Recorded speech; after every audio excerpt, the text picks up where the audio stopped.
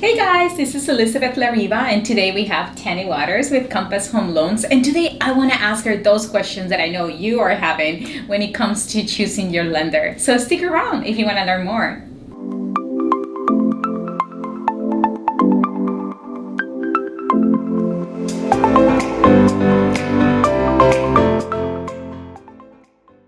Thank you so much for coming in today too. Today I just wanted to ask all those questions that my clients have when it comes to choosing a lender. So one of those questions is always like, when choosing your lender, a lot of people just based it on the rate, right? The interest rate. But I know that's not what you just should be looking at, right? There should be other things that we should be looking at when choosing a lender. So yeah, why don't you share more about that? Absolutely. I mean, rate is a huge component. Obviously, when you're shopping, this is a loan that you're going to be paying month to month. So that's quite important. I truly understand that. One of the first things I want to cover is just interest rate is one thing. So just keep in mind, though, that the interest rate that you see on either a newspaper, on the website, could be something that's just they're advertising for that moment. And there's typically a cost that's associated with that particular rate, whether it be an origination fee or whether it be in points. So 1 point origination is 1% of the loan amount. 1 point in points also equals 1% of the loan amount. So based on what it's advertised, and they do have to advertise what the point typically would be associated with that. Got it. In the fine print, right? In the fine print, yep. The one you have that is. Yeah. And people are just going to see what's bold print, right? And then they're thinking, oh, this is what the rate is, so I'm going to go with this company. And the other thing that you want to keep in mind also, rates can change every day. Typically when you see a rate in a newspaper, that could be a rate that they might have pulled on Friday and it was in the newspaper on Sunday. And by the time you're ready to lock in something, the rate's going to be different than what you already see. So there's a time gap there. It's like the stock market. So a lot of our rate is related to the stock market. Yeah, what it's doing. So in the bonds, right? Right. So typically, that can change. As you can see, stock markets can change throughout the day. It can change every day. So when you want to compare a rate, if that's the route that you're going to go, you'd want to talk to different lenders on the same day. So that way you'll have a much better picture of what that rate is. So how do I know which would be the best lender? Like, is there any how to get the real number on how much is it going to cost me to buy a property? Right. Typically, it's something a lender could provide what's called a loan estimate. Loan estimate. Yeah, it used to be called a good faith estimate.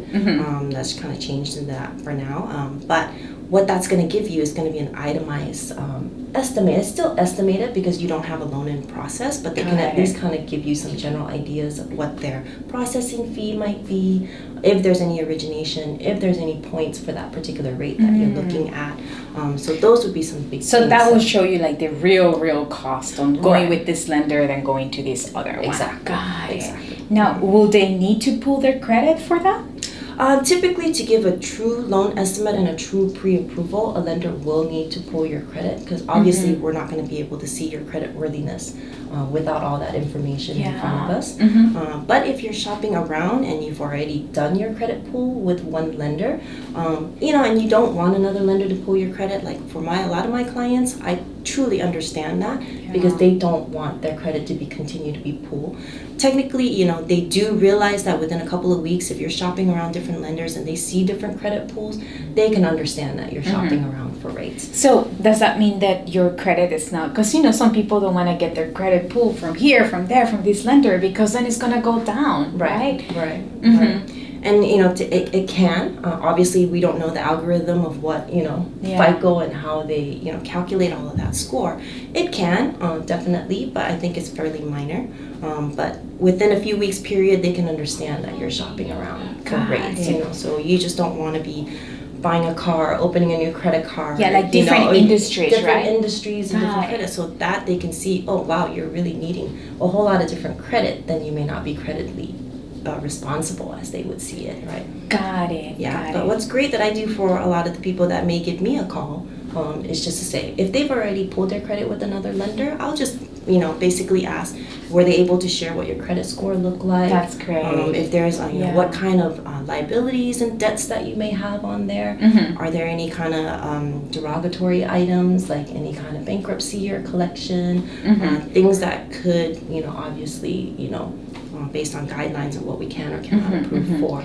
But I can kind of give you a general idea based on what the rate would be. So I always have clients asking me, what is the minimum of my credit score so I can buy? What do you think would be that minimum amount? Different lenders are going to have different guidelines and criteria.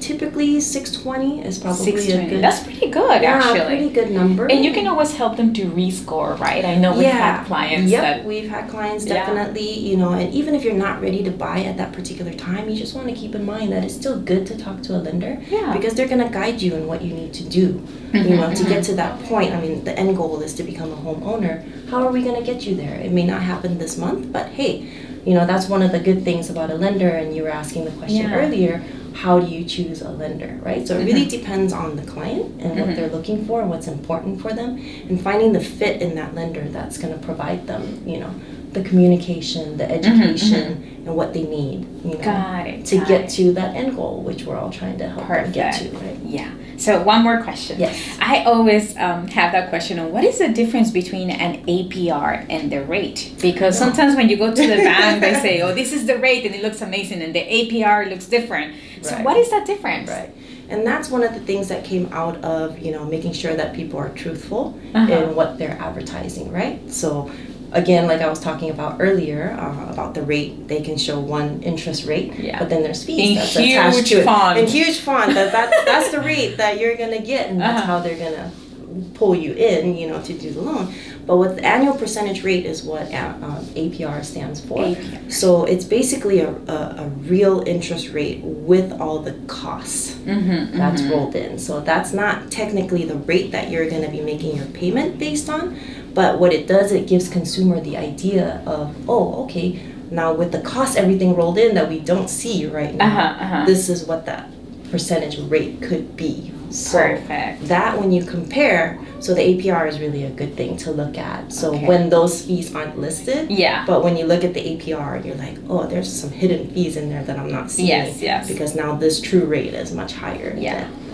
Okay. So we should always ask for the loan, APR. and the loan estimate, right? Loan estimate. Okay, that's the real numbers. Right, and on the loan estimate, it should also have an APR. Got it. Perfect. Thank you so much, Tanny, for being here with us. Hopefully you're getting a lot of information from these videos.